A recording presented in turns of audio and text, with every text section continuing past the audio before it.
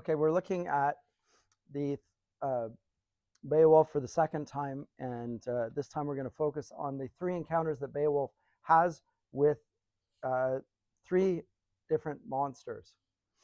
And if you recall the last time, I said that in each of these three confrontations, remember Grendel is presented as one of the offspring of Cain and is a solitary outside of human civilization, resides in solitude in the dark, hates the light, hates the mirth, seems in many ways to be hostile to God himself, although it's not exactly presented so explicitly as that.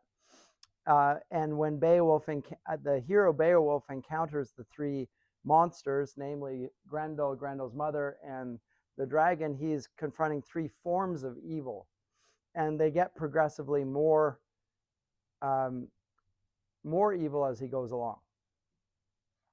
The first two he encounters as a young man, and we're going to meet him here early on when he's in the full flowering of his manhood and his strength. The third encounter takes place 40 years later when he is not just a man and a warrior, but he's now the king.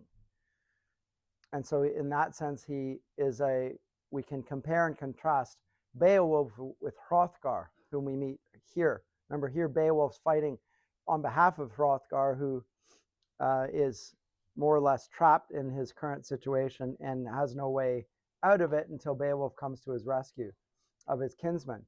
But we concluded last time, and I'll introduce the battle with Grendel by noting once again that Beowulf renounces the use of weapons for this fight. And it's very much of a boasting. I don't need fight.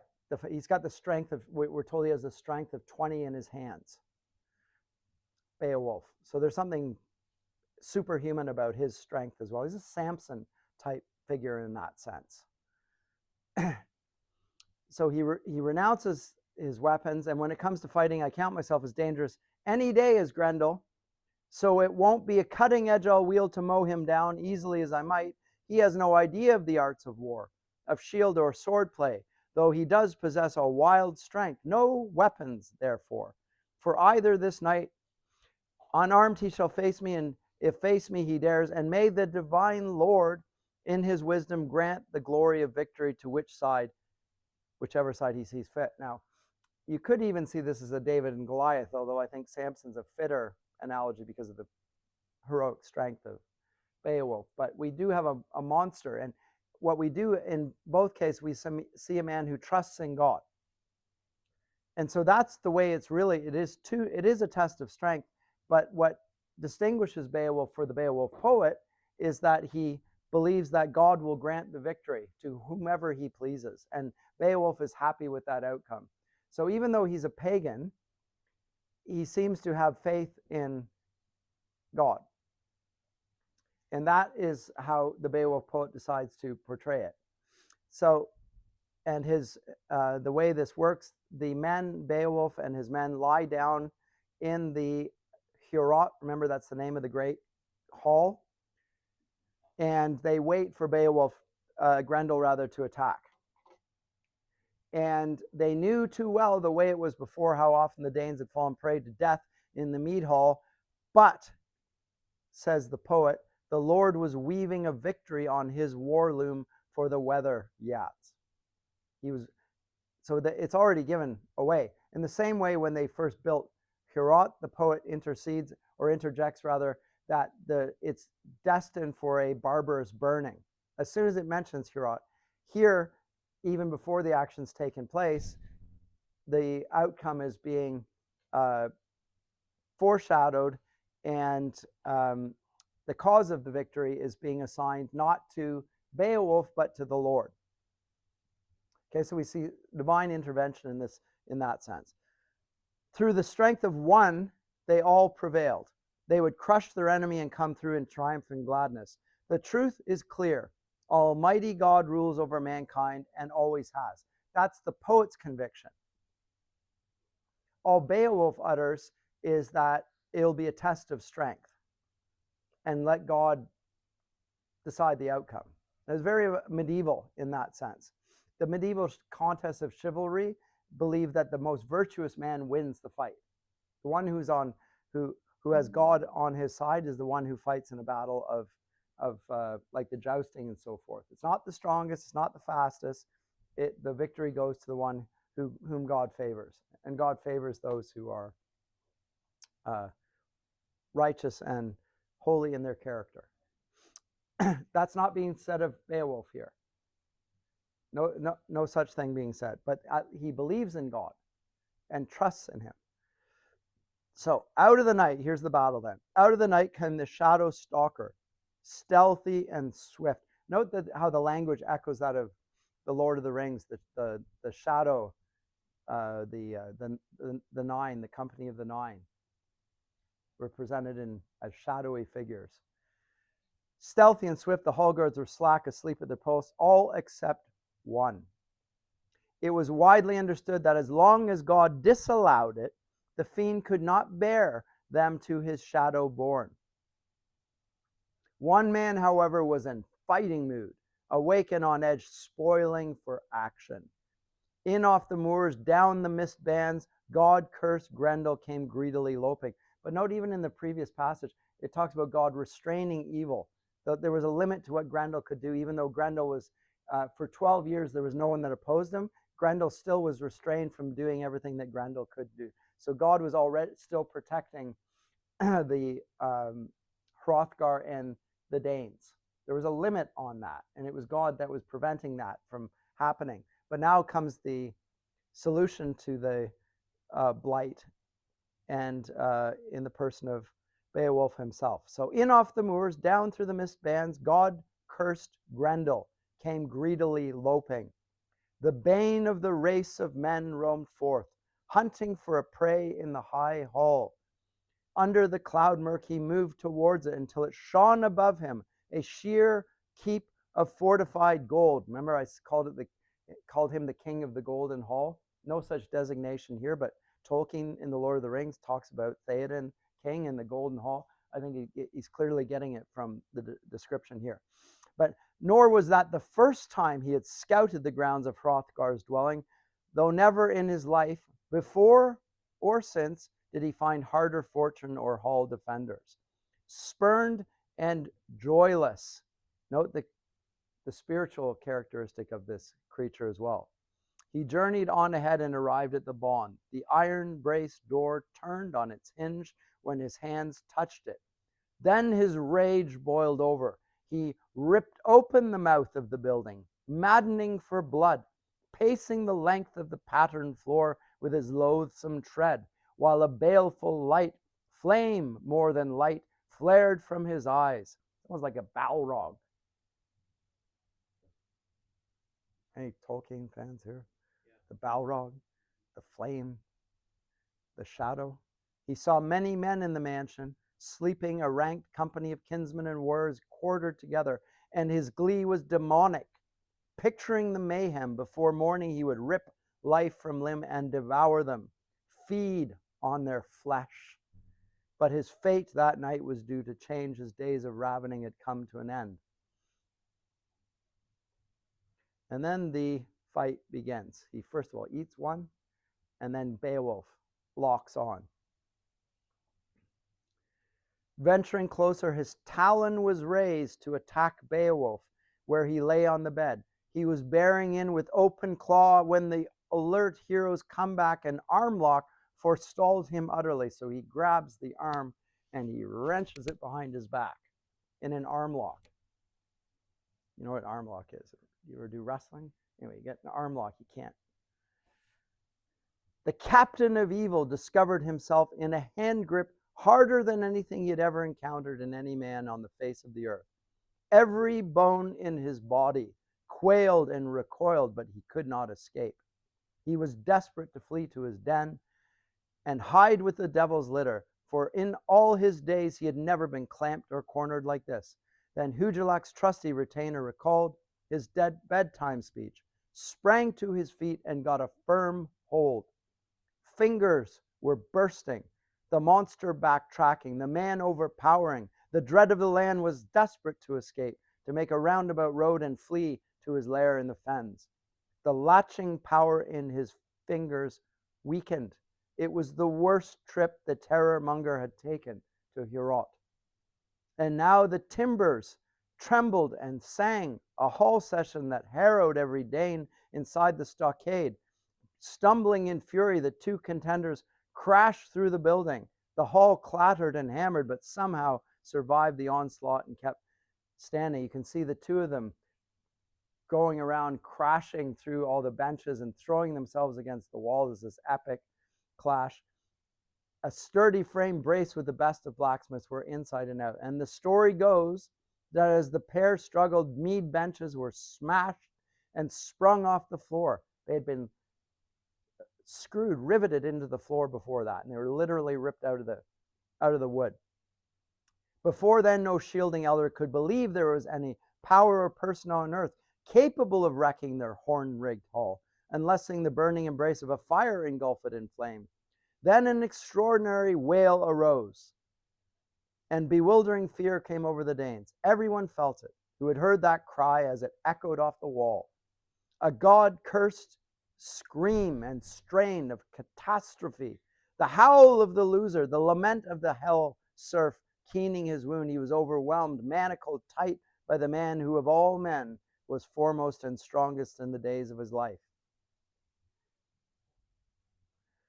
And they came in, and his warriors come in, and they come in. Beowulf swore to use no weapon, but his thanes come in and they use weapons. And what they find with the weapons is the weapons actually can't harm Grendel.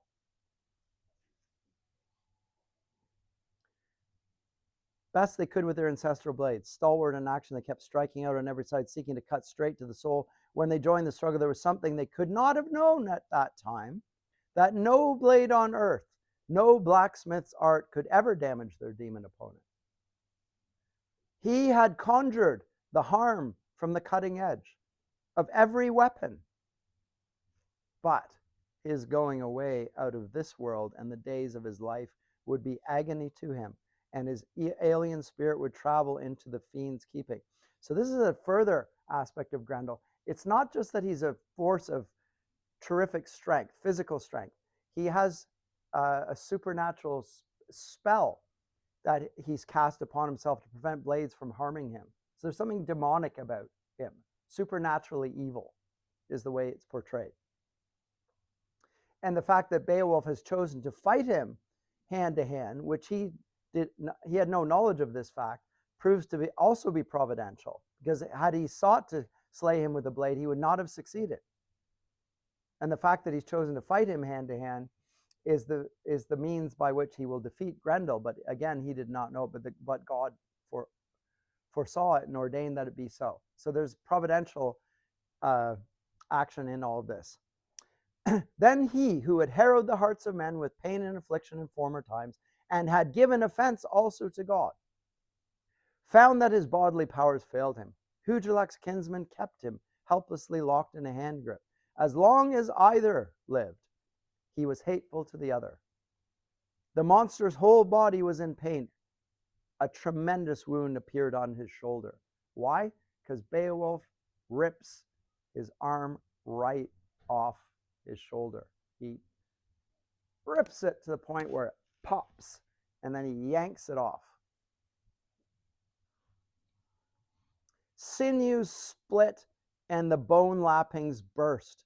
Beowulf was granted the glory of winning. Grendel was driven under the fen banks, fatally hurt to his desolate lair. He's going to bleed out in the dark, in the fens, in the swamps. His days were numbered. The end of his life was coming over him. He knew it for certain. And one bloody clash had fulfilled the dearest wishes of the thanes. The man who had lately landed among them, proud and sure, had purged the hall, kept it from harm. He was happy with his night work and the courage he had shown. The Geat captain had boldly fulfilled his boast to the Danes. He had healed and relieved a huge distress. So he harmed Beowulf and healed Heorot. It's black and white. It's very much of a conflict between good and evil. In the defeat of evil, good is done. In the harming of Grendel, Heorot is healed. The hard fate they've been forced to undergo, no small affliction. Clear proof of this can be seen in the hand the hero displayed high up near the roof. The whole of Grendel's shoulder and arm is awesome grass. So what do? What would you do with the arm of Grendel now? What else are you going to do with it? What are you going to do with it? Eat it. Well, you could eat it. With a talon, what do you think is going to happen? It's a trophy. You stick it on the wall. You put it up on the wall. Yeah, sure. Like an antlers, like some sort of animal that you slay. Well, arm of Grendel. Well, we'll stick that right up on the wall, and then beer. Look at that. It's got the talons and the arm, and there you go. So yes, rejoicing, and then the song that ensued. So now we get typical features of an epic in the Germanic Anglo-Saxon mold, feasting and drinking and celebrating. Same sorts of things we saw in ancient Greece as well. So there's feasting and rejoicing, but there's also storytelling and singing. And now the bard comes along, and the shop, which is a type of bard, recites and rehearses Beowulf's triumphs and feats in well-fashioned lines, entwining his words. So again, typical of epic narratives is the celebration of the significance of epic deeds and moral deeds in the company of the many. They don't forget what has happened. They remember what was done in days of yore, but in great conflicts of good and evil.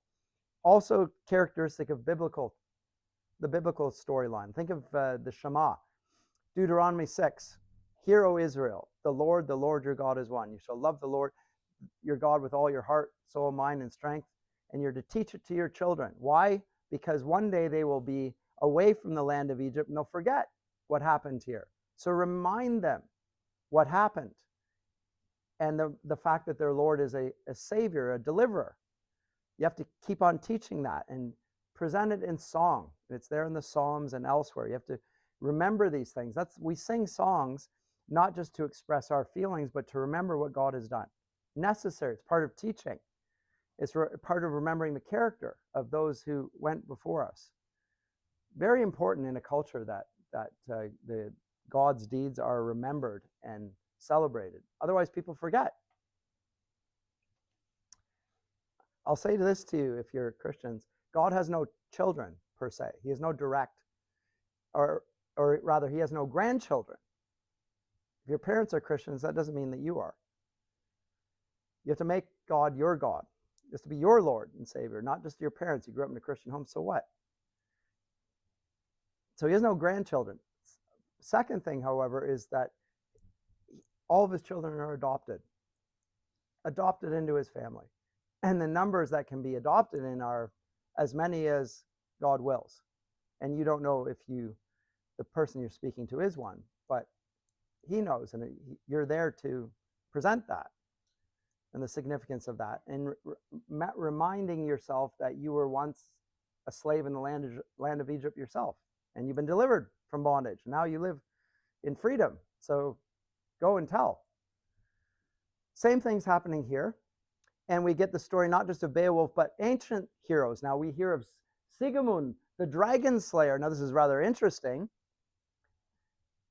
because of course it's appropriate because he's slain, and it says here, Seamus Heaney's comment here is it's appropriate for Beowulf, who has defeated Grendel, but Grendel's no dragon, but he's a monster of that sort. He represents the dragon, Satan in some sense. Remember, he's the descendant of Cain, and he had talons. There's something dragon-like about, like talons are those, what we refer to as the claws of an eagle. There was something not human about Grendel, something monstrous. Remember, he also ate people, just like in the Odyssey, Polyphemus, the Cyclops, who ate people, so forth, and other creatures. It's a horrible thing, cannibalism.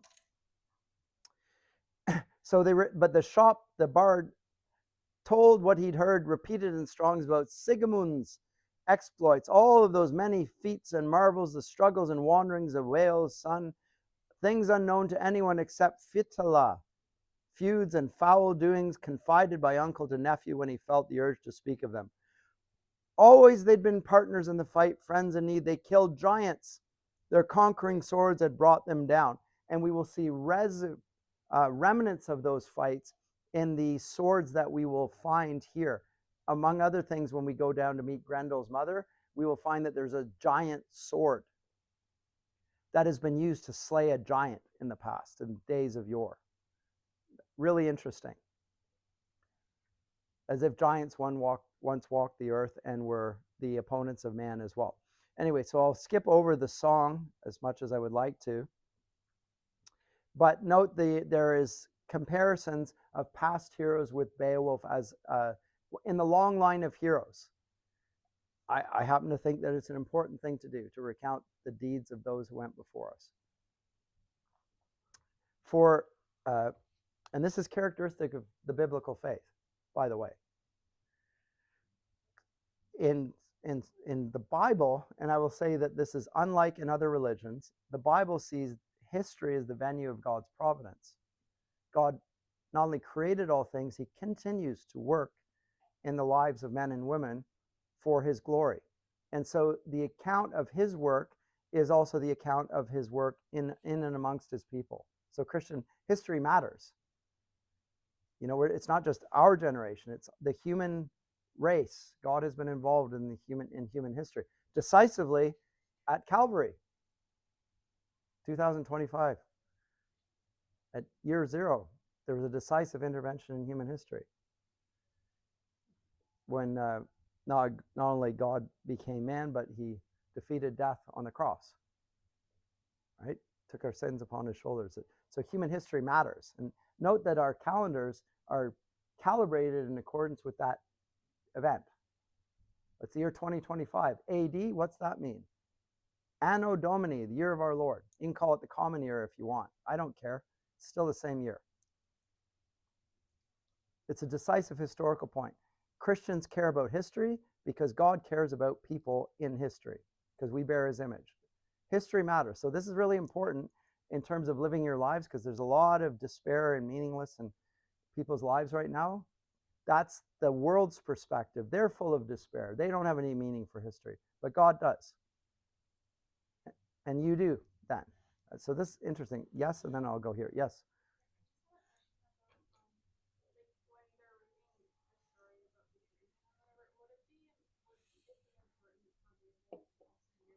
Absolutely. Because a dragon. Well, the storyteller is aware of that, of course. And yes, it would be, because he hears not only that there are dragons, but that they can be defeated. And he is encouraged by that. The reason we love the stories of dragons isn't only because there are dragons, but that they can be defeated. Although the cost of doing so is huge. And the prospect of doing so is terrifying. And it requires heroism to do it. So, yes. Yes.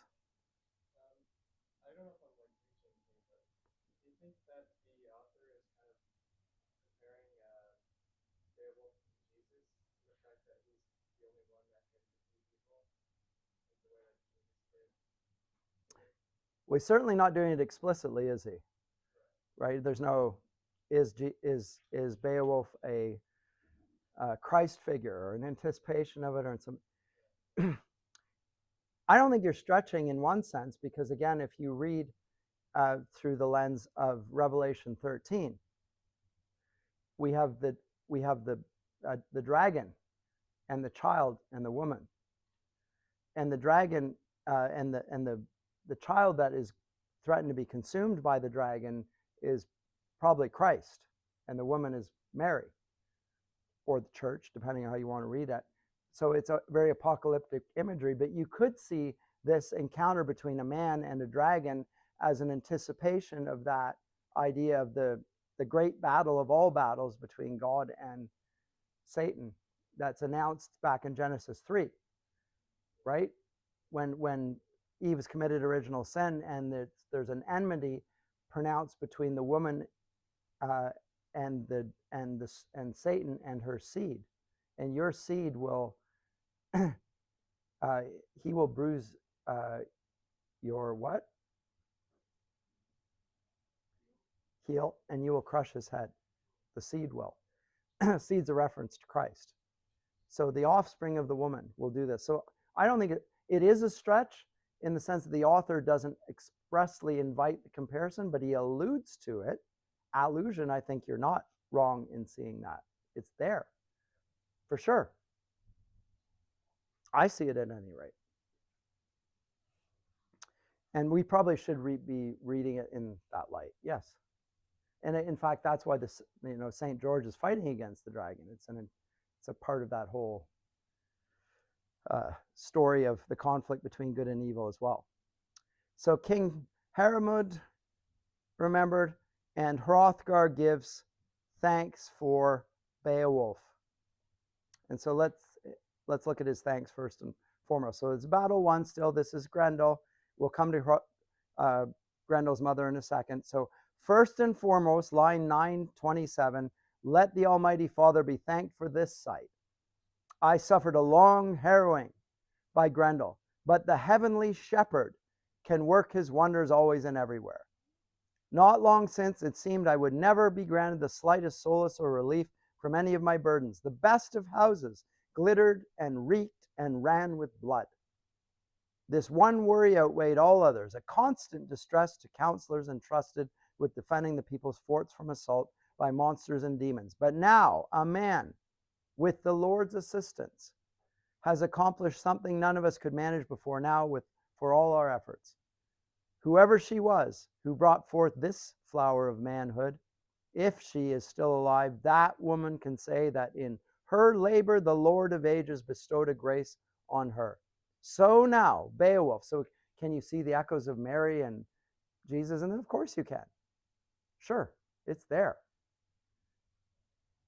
So now, Beowulf, I adopt you in my heart as a dear son. Nourish and maintain this new connection, you noblest of men. There'll be nothing you'll want for, no worldly goods that won't be yours.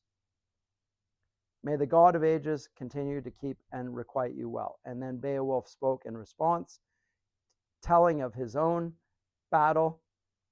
And as I say, the trophy of Grendel's shoulder and claw stuck on the wall in Heorot. And the hall is repaired. Remember, they crashed around and broke things. Well, it all gets fixed up.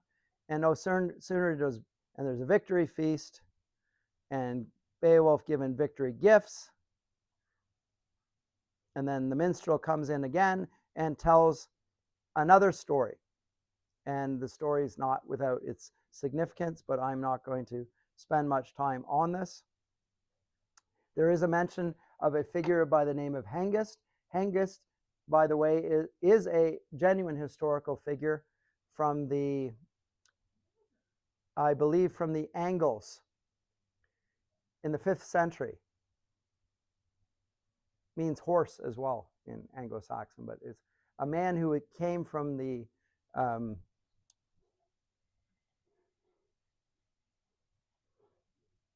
over from here.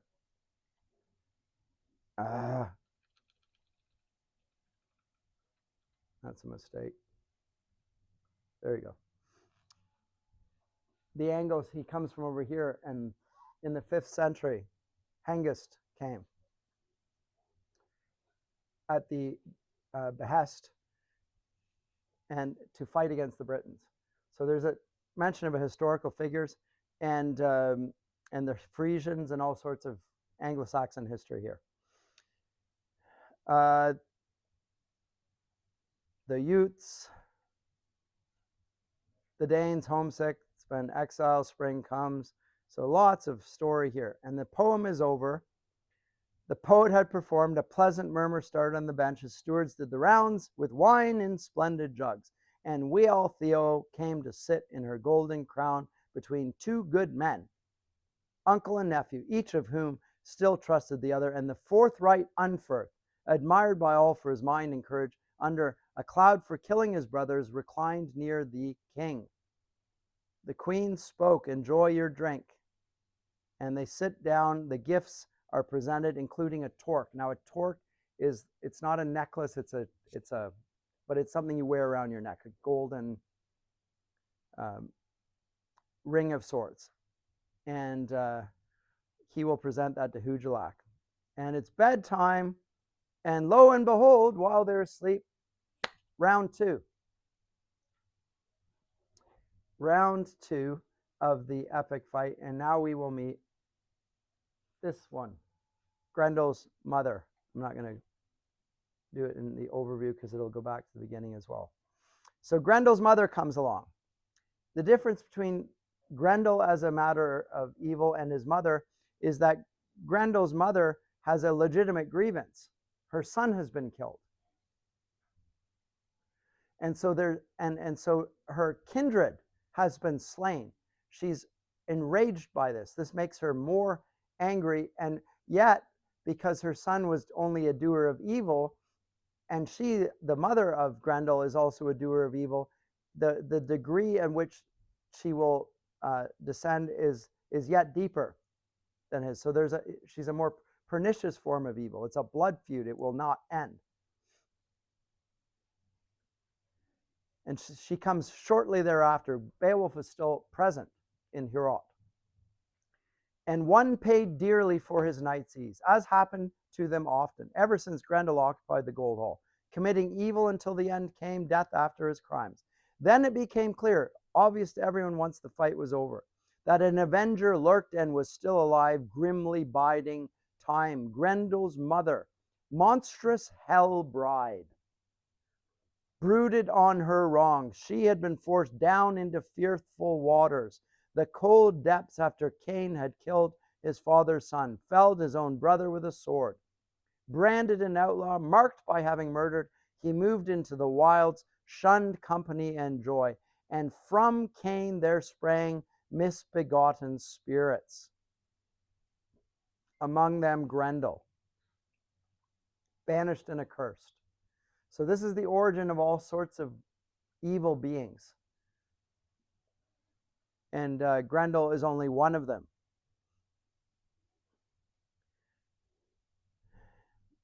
And she came to Heorot, and there she attacks one. And who does she seek out?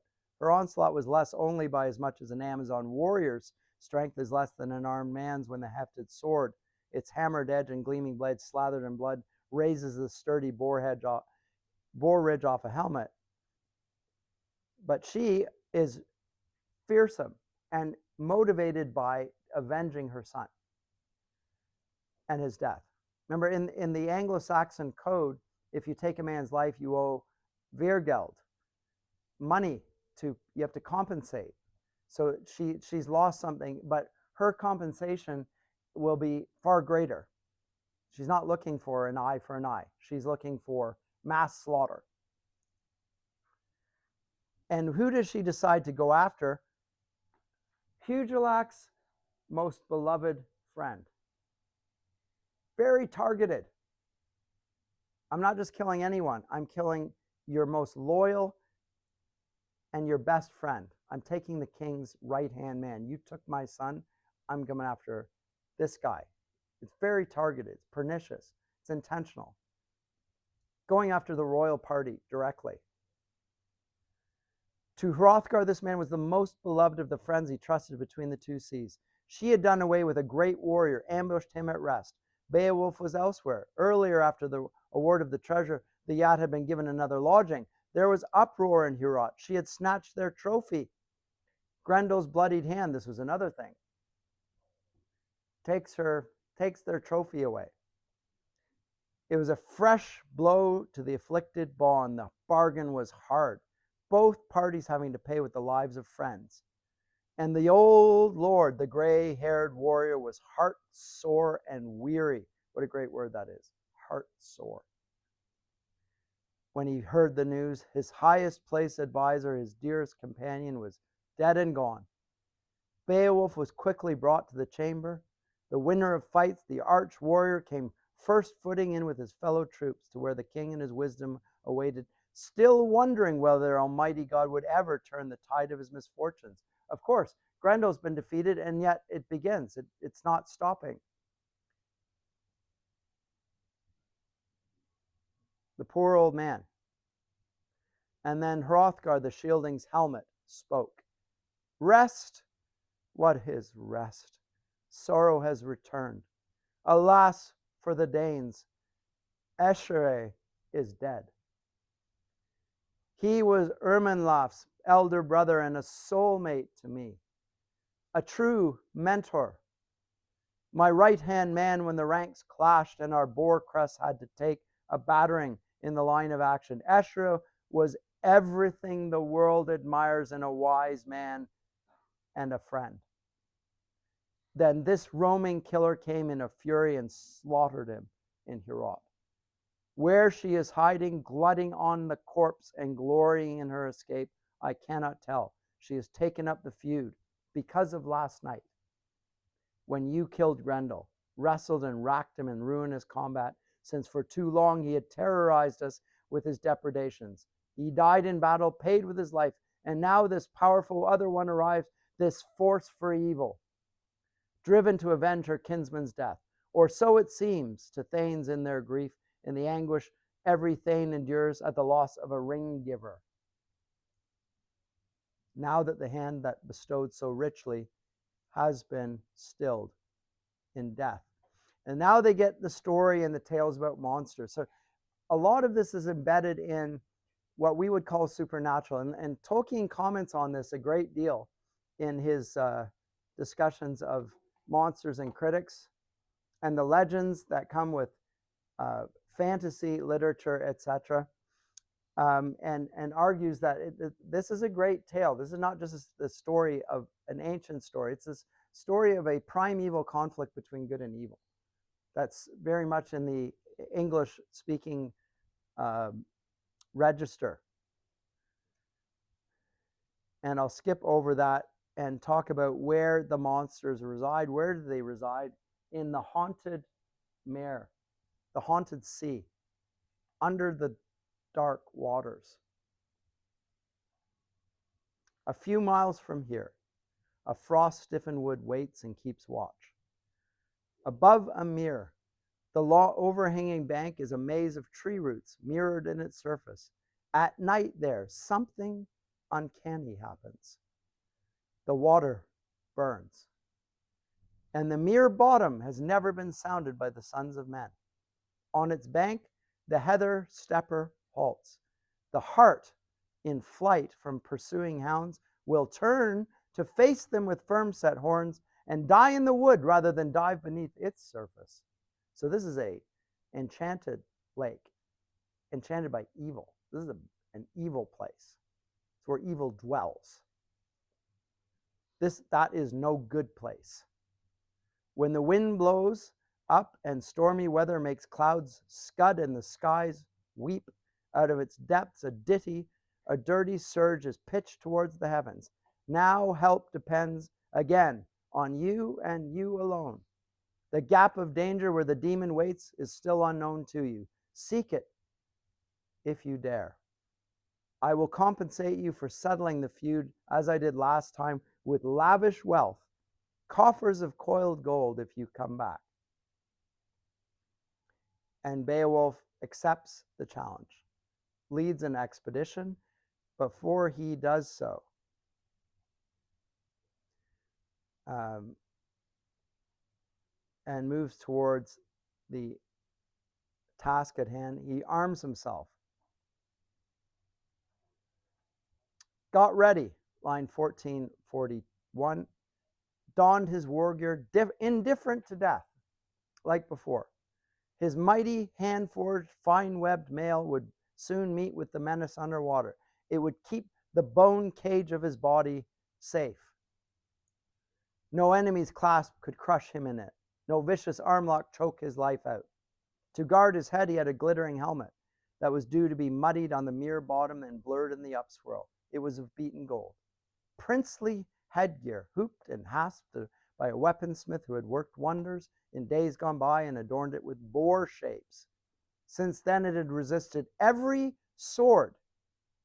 So he has a helmet that thus far has been immune from swords. Swords had hit it and the swords had blunted themselves. They had not cut through it. Seems like a magical helmet. And he has another weapon here. And here is a weapon lent by Unferth. It's a special sword. And that was of no small importance. the Breton or gift, handed him a hilted weapon, a rare and ancient sword named Hrunting. It's got a name, just like Aragorn's sword does. Anduril, Flame of the West. This is Hrunting. The iron blade with its ill-boding patterns had been tempered in blood. It had never failed the hand of anyone who hefted it in battle. Anyone who had fought and faced the worst in the gap of danger. This was not the first time it had been called to perform heroic feats. Then he lent that blade to the better swordsman. Unferth, the strong-built son of Ecglaf, could hardly have remembered the ranting speech he had made in his cups when he had too much to drink, and he had flighted Beowulf. Remember, he had disparaged him. He was not man enough to face the turmoil of a fight underwater and the risk to his life, so there he lost fame and repute.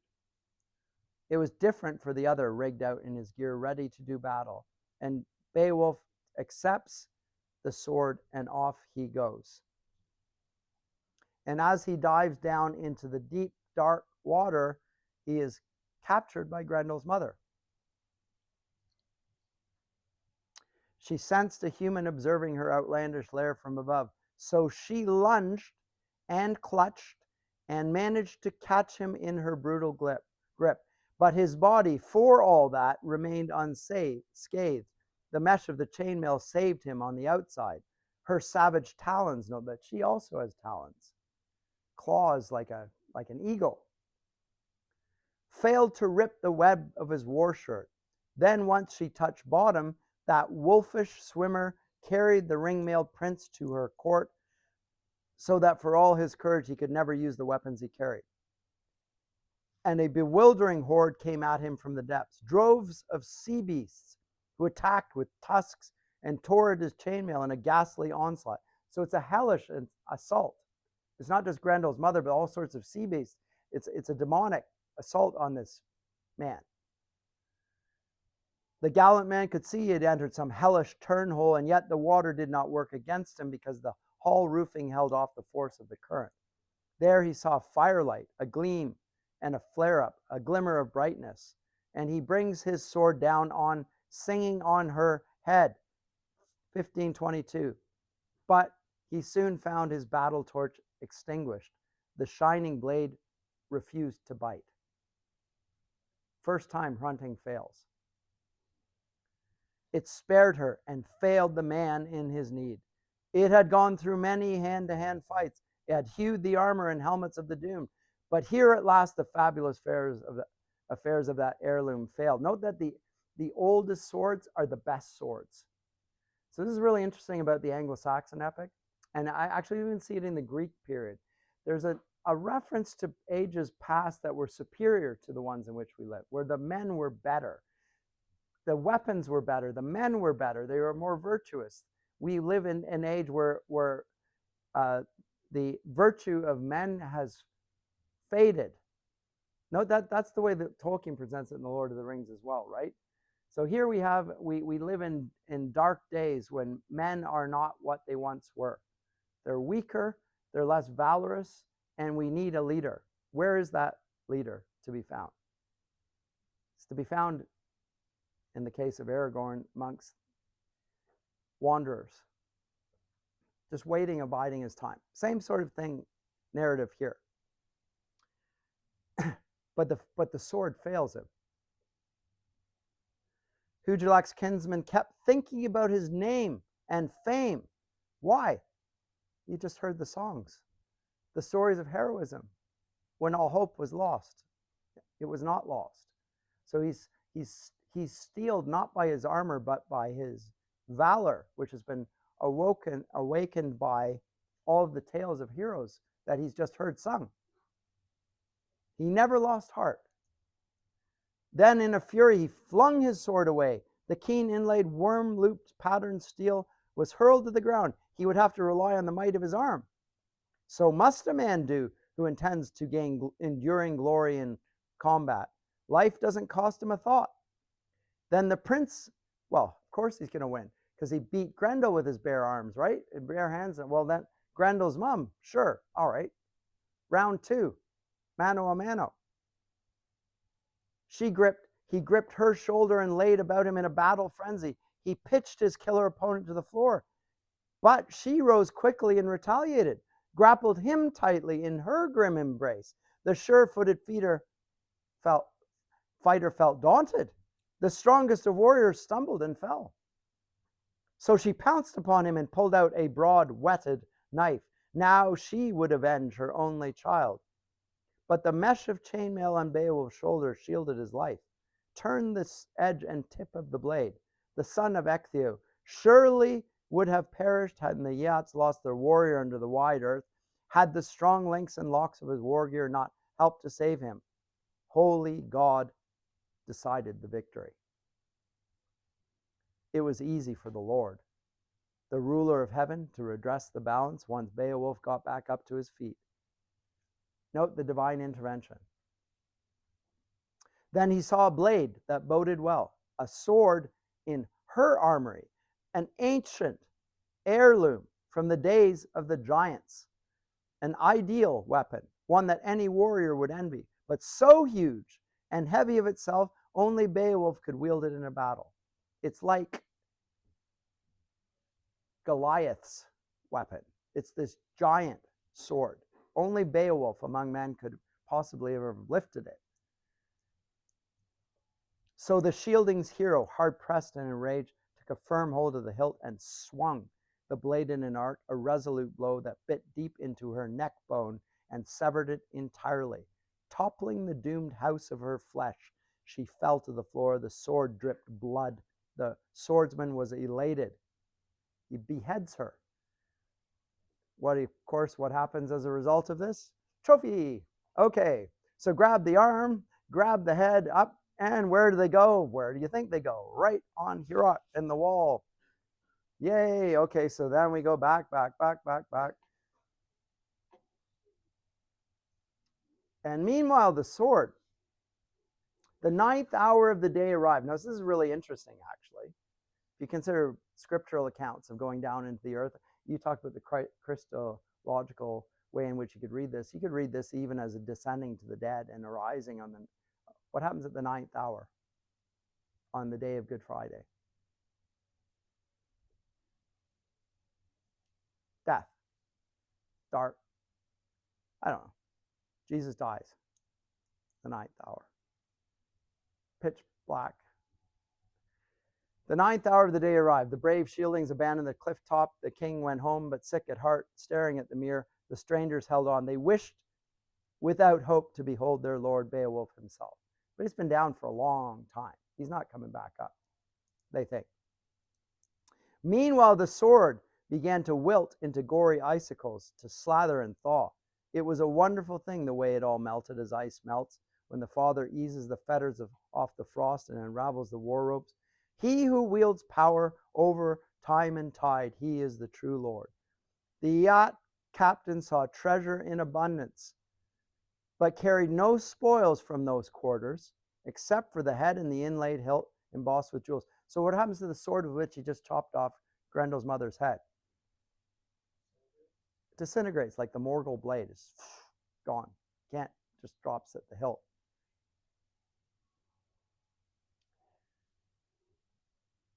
Its blade had melted, the scroll work on it burnt, so scalding was the blood of the poisonous fiend who had perished there. Then away he swam, the one who had survived the fall of his enemies, flailing to the surface. The wide water, the waves, and the pools were no longer infested once the wandering fiend let go of her life in this unreliable world. The seafarer's leader made for land, resolutely swimming, delighted with his prize. Remember Beowulf with his epic swimming stories from before? Now he is swimming up from the depths of Grendel, this monstrous supernatural being, and his thanes advance in a troop to meet him, thanking God and taking great delight in seeing their prince back safe and sound. Once the hero's helmet and mail shirt were loosed and unlaced, the lake settled, clouds darkened above the bloodshot depths. And he puts the head in Heorot and gives an account of the fight, of course, presents the sword hilt to Hrothgar. There's nothing left of it but the hilt of the sword. And then Hrothgar praises him, and now he contrasts Beowulf with King Hermod, the great hero that they just heard about. The greatness of Beowulf is now legendary. He's a living legend.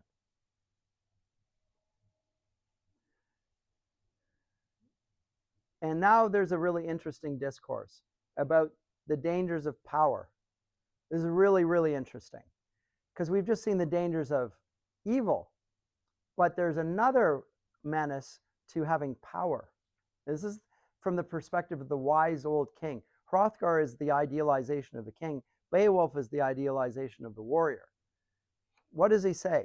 It is a great wonder how Almighty God in his magnificence favors our race with rank and scope and the gift of wisdom.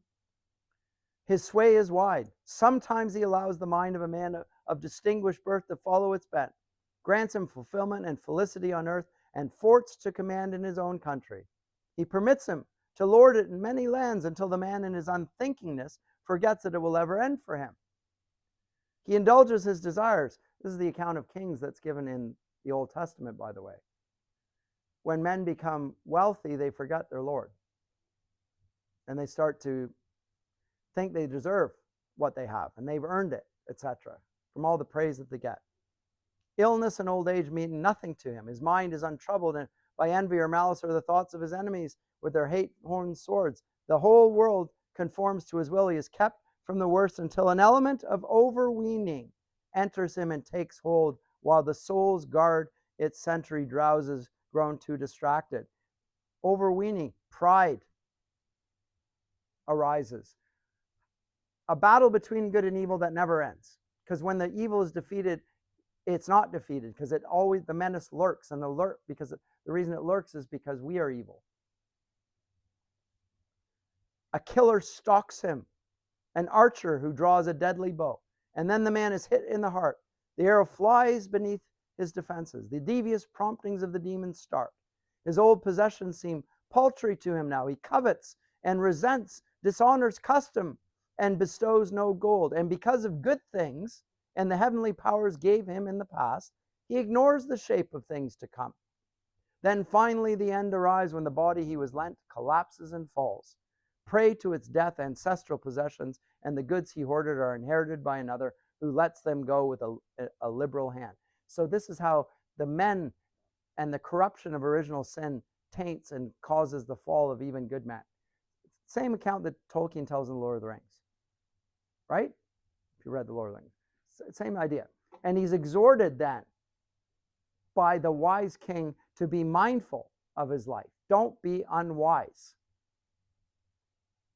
And I just say that because I'm going to have to move on to,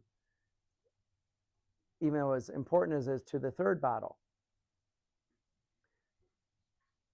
And they tell about Grendel's mother. And time passes. Beowulf rules the Geats for 50 years. Over up here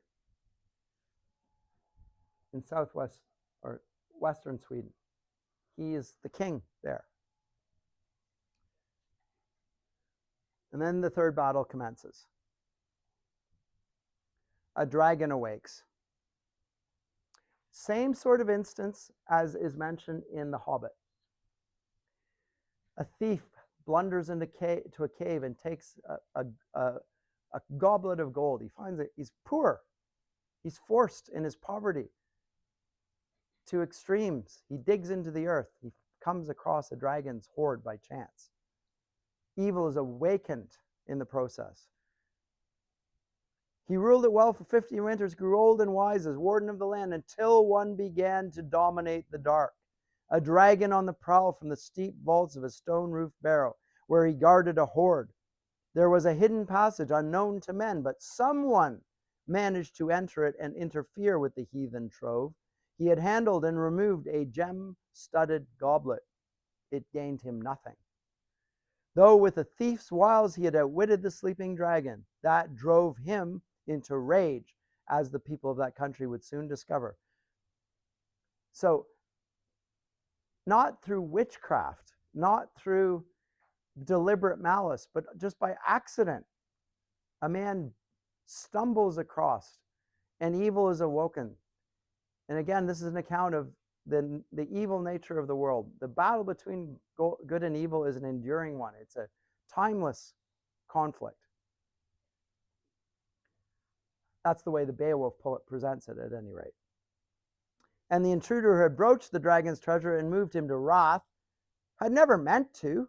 It was desperation on the part of a slave fleeing the heavy hand of some master, guilt-ridden and on the run, going to ground, but he soon began to shake with terror.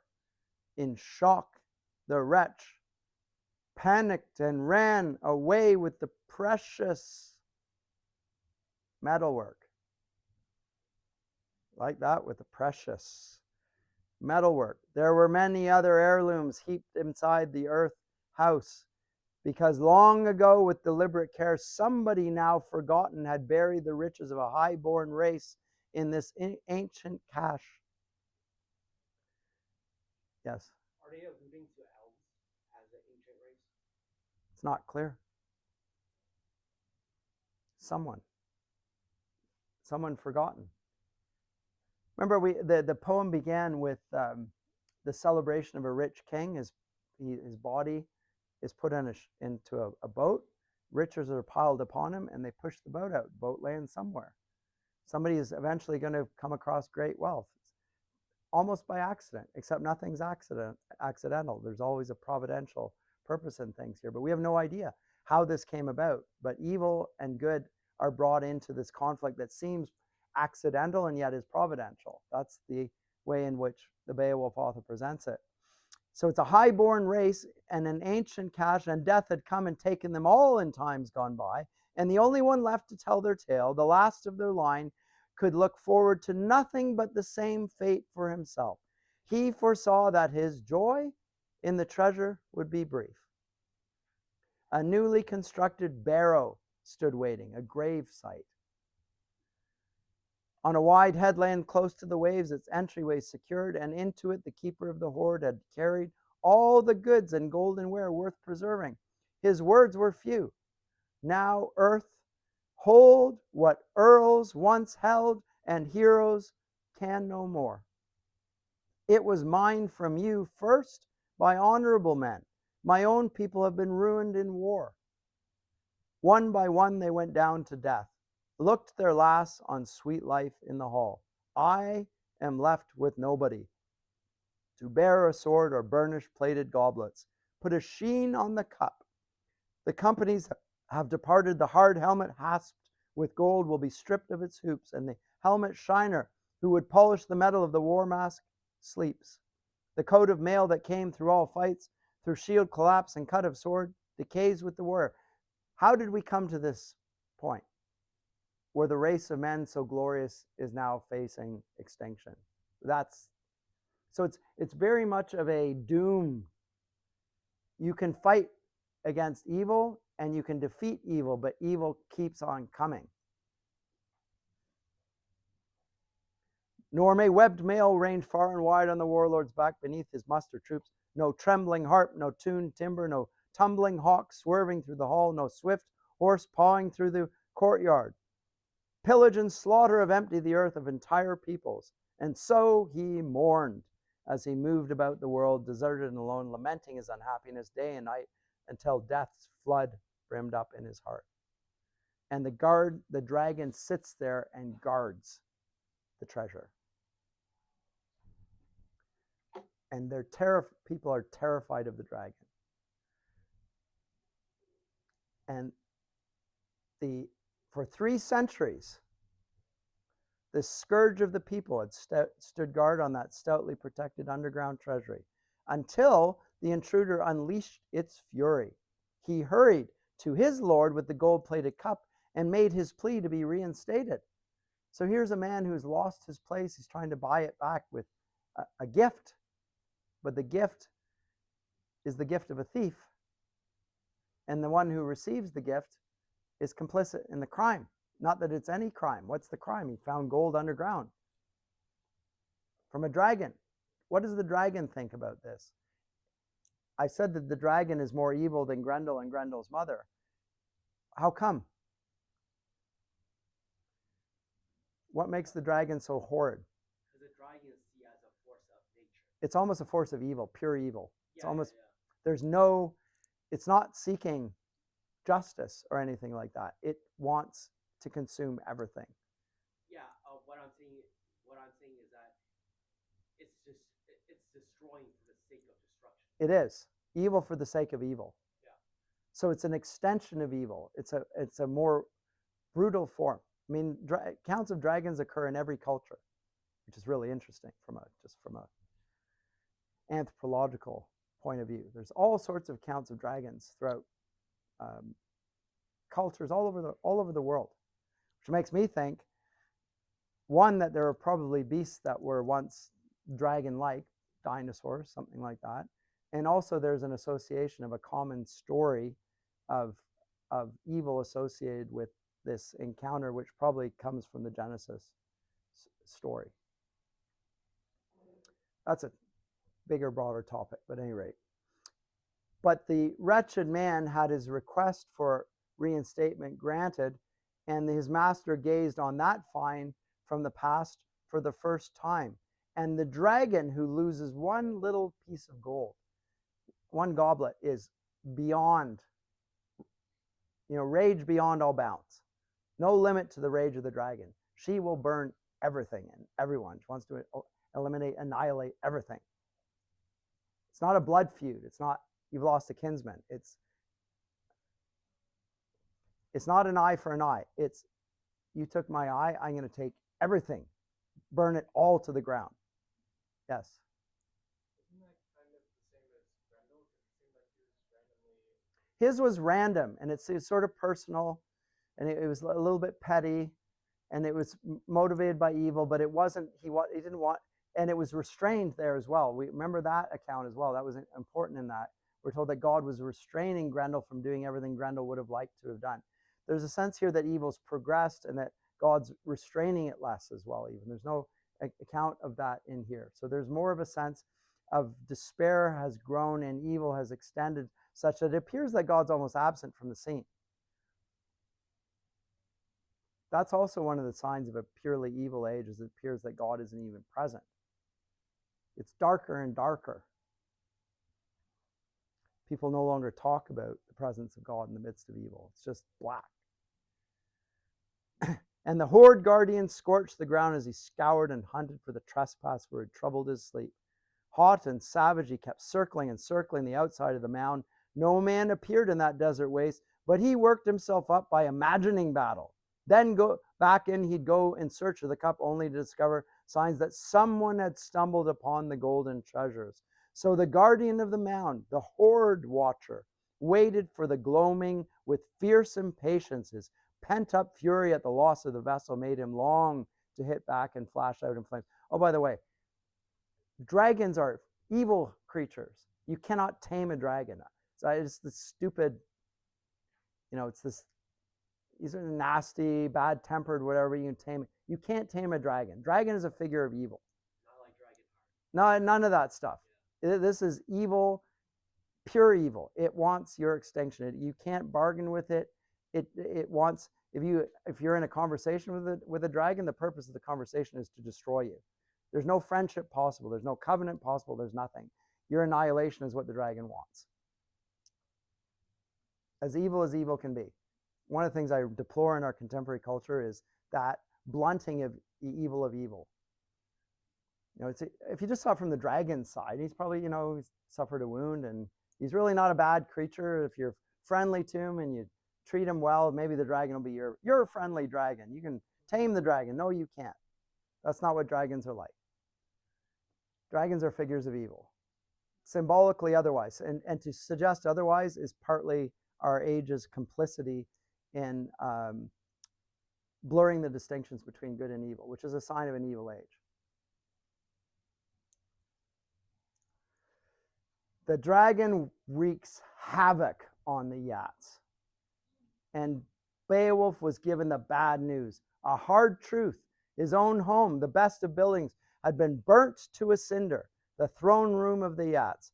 It threw the hero into deep anguish and darkened his mood. The wise man thought he must have thwarted the ancient ordinance of the eternal Lord, broken his commandment. What does he think? I must have done something. For such an evil to have happened, I must have done something because I'm the king. What did I do to offend the Lord? His mind was in turmoil. The dragon was in turmoil. Beowulf was in turmoil. What's the difference? The one considers his own lack of righteousness. The other is just pure evil. So they're counterparts here. Unaccustomed anxiety and gloom confused his brain. The fire dragon had raised the coastal region and reduced forts and earthwork to dust and ashes. So the war king planned and plotted his revenge. The warrior's protector, prince of the hall troop, ordered a marvelous all-iron shield from his smithy works. He well knew that linden boards would let him down. He needs a metal shield, none of this wooden shield stuff, because the flames of the dragon's mouth are just going to torch him.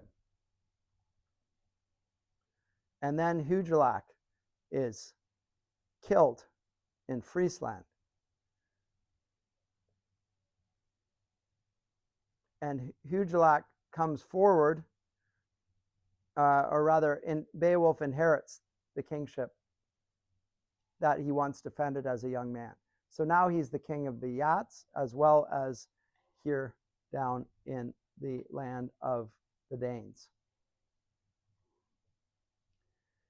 And there's a sort of a welcome back Beowulf, but now he's 50 years older. So if he was 20 then, he's 70 now. This is an old man. Yes.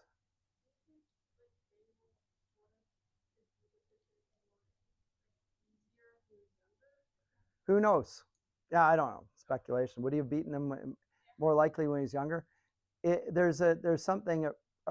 The Beowulf poet is telling us a story that makes us want to compare and contrast figures. So we have Hugelac, the great king, who gives a speech about wisdom in old age and being wary and so forth. Beowulf remembers the story and the wisdom and thinks, I must have done something. What did I do? He remembers that story, but he didn't do anything. There's nothing he did wrong, per se. Evil has come anyway. Sorry, if the story of Job can come to, there's all sorts of biblical stories that should rush to mind. And he has not forgotten the lessons of his youth, the stories of the legends of yore and how to remain faithful to God. He has not forgotten that. He's prepared for this day. And yet he has forebodings of his task that's about to be undertaken. I'm going to run out of time here. Maybe I should finish this next time. But let me conclude before I will conclude next time. But let me come to his last boast before he goes to meet the dragon in battle. Beowulf spoke, made a formal boast for the last time. I risked my life often when I was young. Now I am old. But as king of the people, I shall pursue this fight for the glory of winning. If the evil one will only abandon his earth fort and face me in the open. Then he addressed each dear companion one final time, those fighters in their helmets, resolute and high-born. I would rather not use a weapon if I knew another way to grapple with the dragon and make good my boast, as I did against Grendel in days gone by. But I shall be meeting molten venom in the fire he breathes. So I go forth in mail shirt and shield. I won't shift a foot when I meet the cave guard. What occurs on the wall between the two of us will turn out as fate, overseer of men, decides. I am resolved. I scorn further words against the sky-born foe. Okay, what did you note there? Did you notice anything about his vow?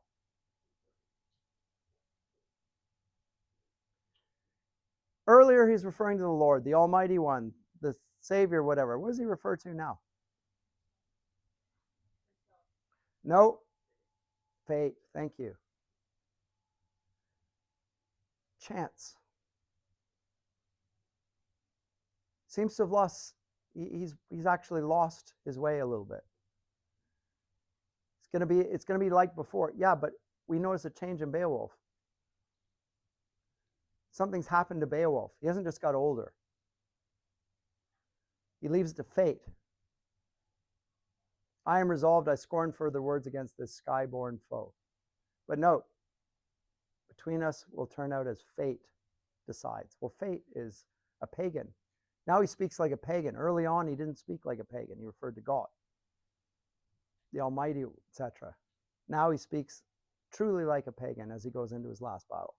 I'll just leave it off with that, and we'll pick it up next time, and we'll look at the encounter, and then we'll move on to Sir Gawain and the Green Knight. Question final at the back.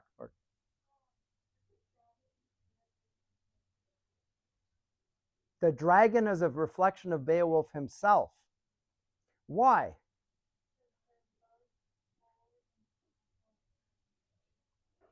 Is Beowulf actually a figure of evil, though?